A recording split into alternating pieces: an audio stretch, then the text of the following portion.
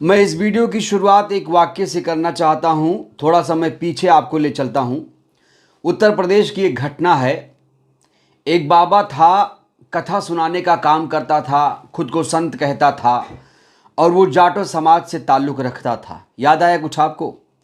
उसके सभा में भगदड़ होती है, कई लोगों की जान जाती है और जैसे ही ये घटना निकल कर आती है तो मायावती जी ट्वीट करती हैं और कहती हैं कि ऐसे बाबाओं के खिलाफ सख्त कार्रवाई की जाए।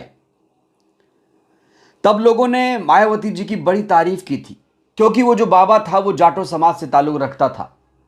तो लोगों ने बहन जी की तारीफ करते हुए कहा कि देखिए, ऐसे भी नेता हैं जो जाति धर्म से ऊपर उठकर सिर्फ पाप को देखते हैं, अपराध को देखते हैं और उस पर बात करते हैं। ये नहीं कि हमारे समाज का अपराधी है, आरोपी है, तो कोई ट्वीट ना करो, उस पर बात ना करो। इस तरह का डबल स्टैंडर्ड बसपा सुप्रीमो में नहीं है और यही बात बहन जी को सबसे बड़ा बना देती है। अब अखिलेश यादव की मैं बात यहां करना चाहता हूं। दोस्तों, मथुरा में एक बहुत बड़ी घटना हुई है, आप सभी को पता है। देश भर में हर कोई इसी खबर पर चर्चा कर रहा है। मथुरा में दो सगी बहनों की शादी इसलिए नहीं हो पाई क्योंकि जातिवादी गुंडों ने तंग किया, उन्हें बदनाम किया। राजस्थान से बारात आई थी और बारात वापस लौट गई। इस पूरे मामले में खुलासा हुआ है। खुलासा यह हुआ है कि जो मुख्य आरोपी है उसका नाम है पिस्तौल यादव। अब कहा जा रहा है कि आरोपी चूंकि यादव समाज से है, इसलिए अखिलेश यादव ने इस घटना को लेकर कोई ट्वीट नहीं किया, ना ही उनका नेता दौरा करने पहुंचा उस घटना स्थल पर। सबसे पहले मथुरा अगर कोई पार्टी गई तो वो थी बीएसपी। विश्वनाथ पाल जी गए थे, शमसुद्दीन राइन गए थे और एक बड़ा काफिला गया था मथुरा। लेकिन अखिलेश यादव का मैं एक्स हैंडल देख रहा था, अखिलेश यादव ने कहीं भी इस घटना का जिक्र नहीं किया है, एक बयान तक जारी नहीं किया है। क्या इसीलिए कि आरोपी यादव समाज से है या फिर अखिलेश यादव की कोई और मजबूरी है? यह कौन सा तरीका है कि आरोपी जाटो समाज का रहेगा तो चुप हो जाएंगे, आरोपी किसी दूसरे समाज का रहेगा तो बोलेंगे, यादव समाज का रहेगा तो चुप हो जाएंगे? यह नहीं होना चाहिए। आरोपी को आरोपी की नजर से देखना चाहिए। बीएसपी वहां गई थी, आप लोगों ने तस्वीरें देखी होंगी। विश्वनाथ पाल की तस्वीरें हमने आपको दिखाई थी। पुलिस वालों से भी उलझे थे। शमसुद्दीन राइन कह रहे थे तुरंत त्वरित कार्रवाई करो। और उसके बाद क्या हुआ कि 15 लोगों को मथुरा पुलिस ने गिरफ्तार किया था, जिसमें से आरोपी का नाम बताया जा रहा, मुख्य आरोपी जो है पिस्तौल यादव। विधानसभा में भी ये पूरा मामला गूंजा।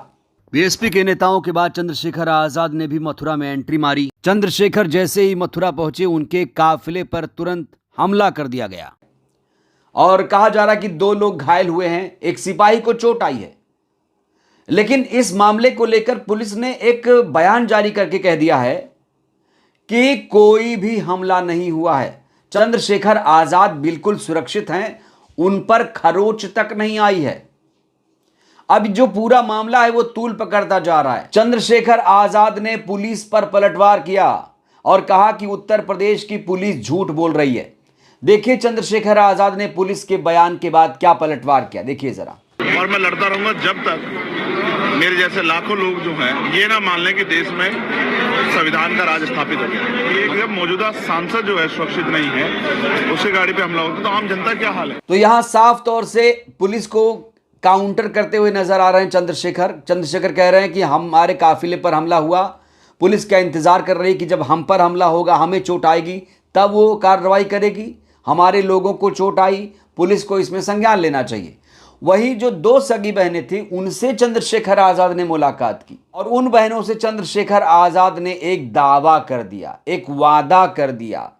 वादा ये किया कि जो सगी बहनें हैं, जो 2 सगी बहनें हैं, उनकी शादी चंद्रशेखर आजाद कराने को तैयार हैं। यानी जो शादी में खर्चा आएगा, 2 सगी बहनों की शादी में जो खर्चा आएगा, चंद्रशेखर आजाद उसे उठाने को तैयार हैं। देखिए क्या कहा है चंद्रशेखर ने। मैंने आज इतनी सी बात पे हाथ छोड़ दिया, वो कल कैसे रक्षा करें बता? यही तो समझ आएंगे फिर। सोचो तुम वहीं चल जाती, वहां पे झगड़ा होता है, छोड़ के भाग जाता, ऐसे आदमी को क्या करें? ठीक है भाई, क्या आप इनकी शादी की जिम्मेदारी उठाएंगे क्या? क्यों नहीं उठा सकते? बहुत छोटा सा काम, क्योंकि जो लोग थे मैं वो तो बहुत छोटा सा हूँ, ये समाज बहुत बड़ा है। ये तारीख तय करके बता दें, आप देखना, हम बताएंगे शादी कैसे होती है।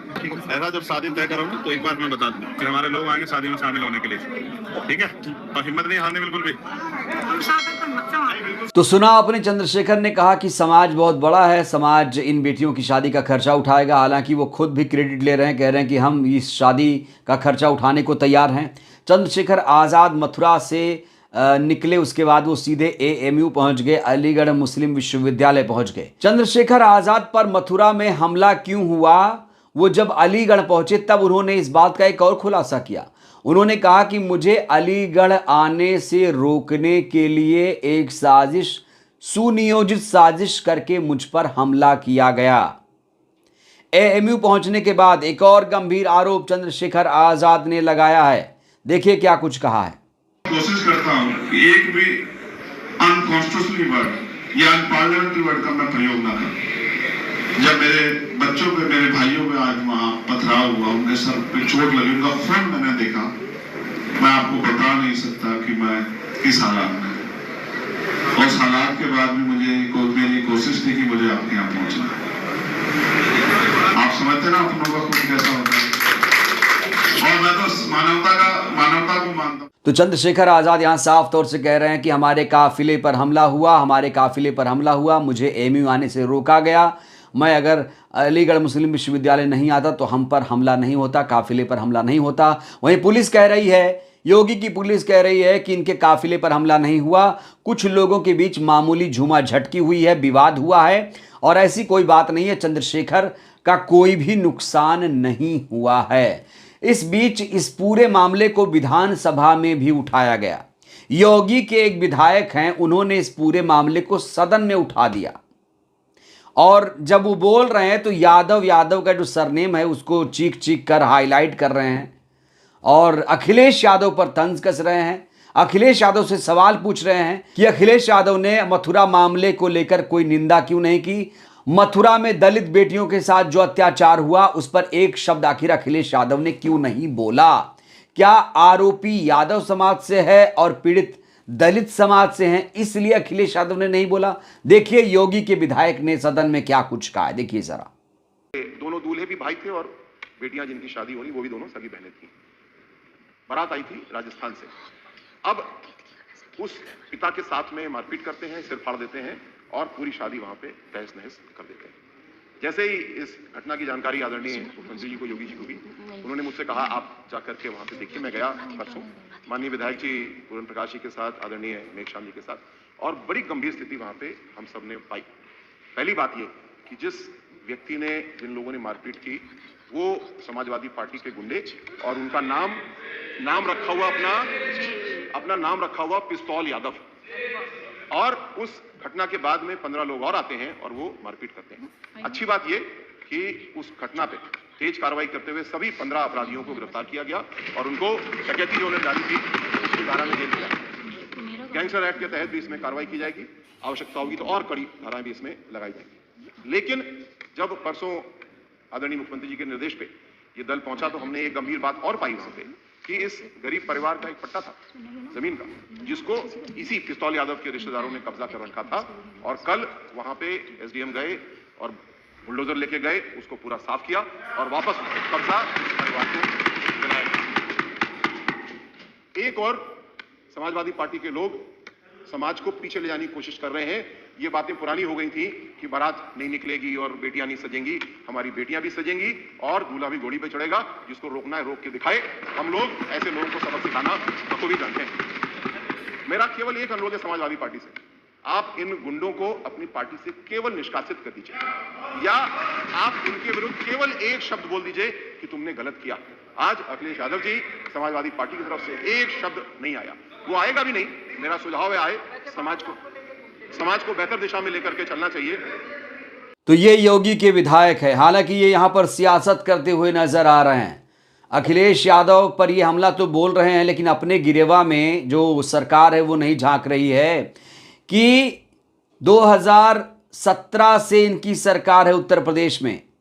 2017 में बीजेपी की सरकार आई, 2022 में बीजेपी की सरकार आई, 2027 में चुनाव होने वाला है। लेकिन क्या उत्तर प्रदेश की सरकार ये बताएगी कि दलितों पर हमले क्यों हो रहे हैं, क्यों लगातार दलित असुरक्षित होता जा रहा है? बहन जी का शासन आप लोगों ने देखा होगा 2007 से 2012 तक क्या माहौल था उत्तर प्रदेश में।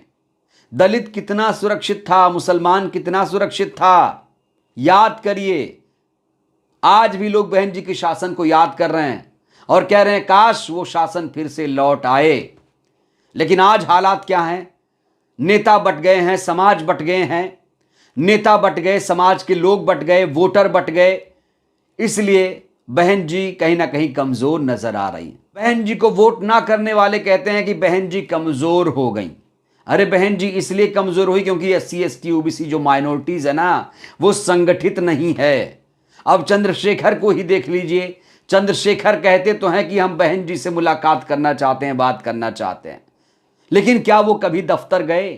क्या वो कभी आवास पर गए? नहीं गए दोस्तों। तो जब तक समाज एकजुट नहीं होगा, जागरूक नहीं होगा, तब तक ऐसे हमले होते रहेंगे। ऐसे हमलों का कोई स्थायी हल नहीं है। स्थायी हल तभी होगा जब आपकी सरकार आएगी तब। इस बीच चंद्रशेखर आजाद के जो तमाम समर्थक हैं, भीम आर्मी के लोग हैं, वो चंद्रशेखर के Z+ सिक्योरिटी की मांग कर रहे हैं। कह रहे हैं कि आजाद की जान को खतरा है, इसलिए उन्हें Z+ की सिक्योरिटी दी जाए। हालांकि उन्हें पहले से ही Y+ कैटेगरी की सुरक्षा मिली हुई है। बहरहाल इस वीडियो में इतना ही। चंद्रशेखर आजाद पर जिस तरीके से हमला हुआ, इस हमले को लेकर आप क्या कहेंगे? क्या चंद्रशेखर आजाद को Z+ की सिक्योरिटी मिलनी चाहिए? और पुलिस इस पूरे मामले को झूठा क्यों बता रही है? इसको लेकर आप क्या सोचते हैं? बहन जी के शासन को आप लोग कैसे देखते हैं? वो शासन क्या आप भी याद कर रहे हैं जब आप लोग एकदम महफूज थे, सुरक्षित थे? अपनी प्रतिक्रिया दीजिए। बहुत बहुत धन्यवाद।